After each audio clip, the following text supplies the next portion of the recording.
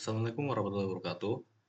Kenalkan, saya Muhammad Fristy Pervakar dengan NRP 059 dari kelas 1 Sarjana Terapan Teknik Telekomunikasi B.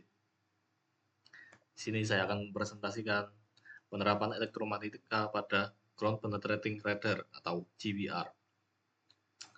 Lalu, definisi dari GPR. GPR atau Ground Penetrating Radar menggunakan pulsa radar untuk mencitrakan kondisi di bawah permukaan. Metode ini menggunakan gelombang elektromagnetik untuk mendeteksi sinyal yang dipantulkan dari struktur bawah tanah atau beton. Dengan GPR, kita mentransmisikan dan menerima gelombang elektromagnetik berfrekuensi tinggi. Kita memancarkan gelombang tersebut ke dalam beton, tanah, atau lapisan bawah permukaan, dan gelombang itu akan mantul saat mengenai berbagai material yang berbeda. Begitu informasi pantulan tersebut kita terima, kita akan mengetahui jenis material apa yang baru saja dilewati oleh gelombang dan apa yang mungkin tersembunyi di bawah sana. Penting untuk dicatat bahwa GPR ini sangat aman digunakan sekitar kita. Tingkat pancaran dayanya sangat rendah, bahkan kurang dari 1% dari kekuatan sinyal ponsel kita. Lalu, cara kerja GPR.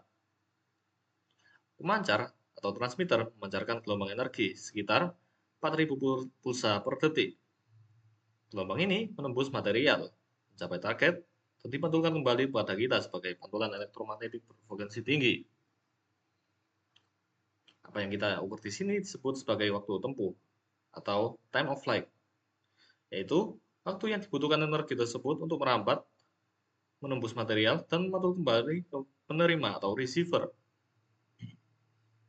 Saat antena bergerak menyilang tepat di atas sebuah target linear, seperti pipa, dengan sudut 90 derajat, data akan menghasilkan bentuk huruf V terbalik di layar yang kita sebut sebagai hiperbola. Setelah menerima data, kita perlu menginterpretasikannya. Di layar, kita bisa melihat pola visual dari hiperbola tersebut. Aturan penting dalam membaca layarnya adalah amplitude positif atau pantulan yang kuat ditandai dengan warna putih, sedangkan amplitude negatif ditandai dengan warna hitam. Ini akan membantu kita mengidentifikasi tidak hanya kedalaman objek, tetapi juga jenis materialnya. Misalnya, target logam positif akan berwarna putih terlebih dahulu, sedangkan pipa PVC berisi udara atau negatif yang akan berwarna hitam. Pada awalnya, sistem ini akan mengalami dua hal, jarak dan waktu. Lalu, bagaimana kita tahu kedalamannya? Kedalaman bisa dihitung setelah kita mengetahui waktu tempuh bolak-balik berdasarkan sifat material di bawah permukaan. Sifat material ini diukur dengan konstanta dielektrik. Ini adalah ukuran kecepatan perambatan energi. Energi bergerak paling cepat di udara dan paling lambat di air. Udara memiliki nilai dielektrik 1, sedangkan air memiliki nilai dielektrik 81. Artinya, radar bergerak 9 kali lebih lambat di air. Setiap material memiliki nilai dielektrik antara 1 hingga 81. Semakin akurat kita menentukan nilai dielektrik material yang sedang kita pindai, semakin akurat juga perhitungan kedalaman yang dihasilkan oleh GPR. Mari kita ambil contoh beton rata-rata dengan nilai dielektrik 10. Saat radar mengenai logam yang memiliki nilai dielektrik tak terhingga, terjadi perubahan nilai dari rendah ke tinggi atau bernilai positif. Logam adalah reflektor atau pemantul yang sempurna GPR. Energi radar akan memantul langsung dari logam seperti cermin dan tidak bisa menembusnya. Oleh karena itu, warna pertama yang muncul paling kuat di layar adalah putih, dengan pola putih, hitam, putih. Sebaliknya, jika radar mengenai pipa PVC yang berisi udara dengan nilai dielektrik udara itu sendiri adalah 1, maka akan terjadi perubahan nilai dari tinggi, misalnya 10, ke rendah, misalnya 1, yang bersifat negatif. Maka, warna yang paling kuat muncul pertama kali di layar adalah hitam. Karena sebagian besar sinyal diserap oleh tanah, kita menggunakan fitur bernama gain atau penguatan. Ini seperti menaikkan volume sinyal atau menambahkan kontras layar agar data yang redup menjadi lebih jelas terlihat. Namun, jika gain terlalu tinggi, data bisa terpotong dan kita kehilangan detail penting. GPR juga bisa menangkap noise atau gangguan. Noise frekuensi tinggi biasanya terjadi karena gain yang terlalu tinggi juga, membuat layar tampak bersemut. Sedangkan noise berfrekuensi rendah, seperti garis horizontal tebal ini, sering terjadi jika tanah terlalu basah atau jenuh air yang bisa dihilangkan menggunakan fitur background removal atau penghapusan latar belakang. Apa bedanya pengumpulan data 2 dimensi dan 3 dimensi? Data 2 dimensi adalah proses memindah secara langsung, di mana Anda menggeser alat dan langsung menandai permukaan tanah berdasarkan interpretasi yang Anda lihat di layar. Ini sangat cepat dan praktis. Namun, pengumpulan data 3 dimensi dilakukan jika Anda membutuhkan tingkat kepercayaan atau detail yang jauh lebih baik mengenai target di bawah permukaan. Dengan membuat citra 3 dimensi, kita dapat memotong dan mengupas berbagai lapisan target tersebut secara virtual untuk melihat peta visual tingkat kedalaman dan rintangan apa saja yang ada di bawah tanah, di bawah sana secara utuh. Lalu, yang selanjutnya adalah aplikasi GPR di lapangan. Itu salah satunya adalah inspeksi beton dan utilitas.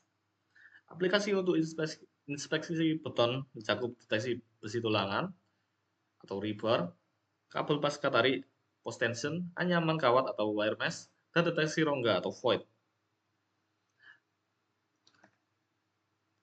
Sistem pemindaian utilitas atau utility scan dapat digunakan untuk menentukan lokasi jari utilitas, tangki penyimpanan bawah tanah, penguat baja, dan void. Lalu yang selanjutnya adalah untuk pemindaian jalan dan jembatan. Sistem pemindaian jalan atau road scan dirancang untuk mengukur ketebalan pengerasan jalan menggunakan hingga 4 antena 2 GHz terpisah yang dipasang pada unit kontrol. Pengumpulan data dilakukan secara real time dapat dilakukan bahkan pada kecepatan jalan raya. Dengan sistem pemindaian jembatan atau bright scan, kita menggunakan antena berfrekuensi tinggi untuk mencari kekuatan pantulan pada besi tulangan.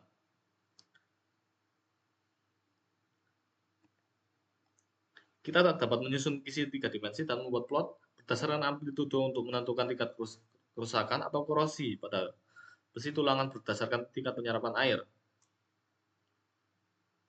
GPR digunakan secara luas dalam bidang arkeologi untuk menentukan lokasi makam yang tidak bertanda berdasarkan data anomali di bawah permukaan. Lalu, dalam bidang forensik, tim menggunakan GPR untuk mendeteksi anomali pada tanah yang menunjukkan area di mana tanah terganggu. Area tanah yang terganggu ini menjadikan indikasi penting bagi penyelidikan di lokasi kejadian. Menggunakan antena 10 MHz yang besar, ahli geofisika memanfaatkan frekuensi rendah ini untuk memetakan batuan dasar dan abu vulkanik di Antartika hingga kedalaman 300 meter. Lalu untuk sektor pertambangan, memanfaatkan GPR karena kemampuan yang sangat efektif dalam menemukan objek logam di bawah tanah. Karena logam memiliki nilai amplitude pantulan yang sangat tinggi, objek tersebut sangat mudah deteksi apapun jenis logamnya.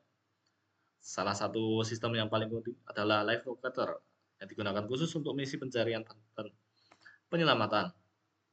Sistem ini menggunakan pemancar kabel yang memungkinkan tim penyelamat menemukan korban yang masih bernapas di bawah runtuhan.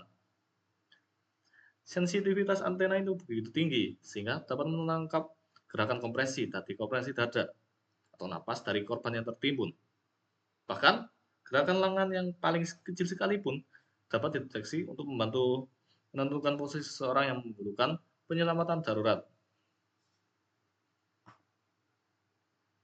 Lalu, kapan GPR tidak dapat digunakan? Kita perlu meninjau kapan sebaliknya tidak menggunakan GPR. GPR tidak dapat menembus logam karena logam bertindak seperti cermin bagi gelombang radar. Segala jenis logam atau pancaking atau logam bergelombang di dalam plat beton akan menghalangi radar dan tidak memungkinkan Anda melihat apapun di bawahnya. GPR tidak akan menentukan ukuran atau diameter besi tulangan atau rebar secara praktis. Beton yang sangat muda yang berusia kurang dari 1 bulan memiliki tingkat konduktivitas yang terlalu tinggi sehingga sulit ditembus. Retakan kecil tidak memberikan perbedaan kontras yang cukup untuk deteksi oleh GPR.